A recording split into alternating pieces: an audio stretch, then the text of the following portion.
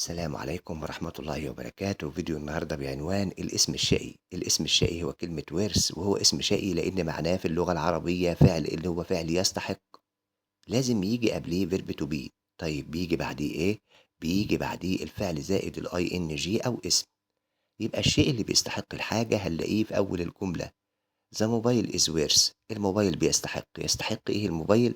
يستحق باينج، الشراء.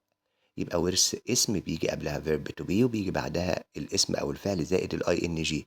ممكن نأكدها.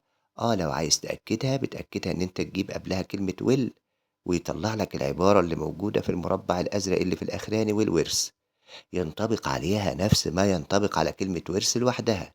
يعني هي معناها يستحق بشدة، بيجي قبلها verb to be وبيجي وراها برضو الاسم أو الفعل زائد الاي ان جي. طيب صفة، الصفة اللي جاية دي اسمها ايه؟ اسمها ورث ويل.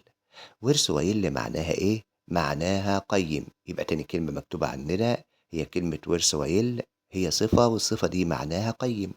طيب الصفة دي سواء الشيء كان جاي بعديها أو جاي قبليها اللي هو الشيء القيم، لابد يجي معاها تو المصدر.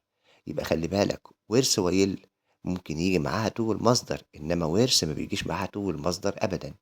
فبنقول It is a worthwhile mobile to buy. It is a worthwhile mobile to buy.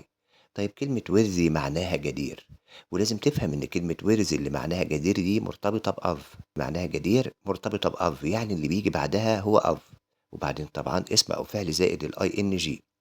فأول الجملة هيكون في الغالب الشخص اللي جدير بالشيء. He is worthy of respect. هو جدير بالاحترام. في تعبير جميل قوي خلي بالك منه. It's worth it. It's worth it يعني ايه؟ هي تستحق الجهد المبذول، او الشيء ده يستحق الجهد المبذول من اجله. في النهاية طبعا لو لقيت ان الفيديو بتاعنا ده worth sharing، يستحق انك تشيره، فما تبخلش علينا انك تشيره وتشترك في القناة فضلا وليس امرا.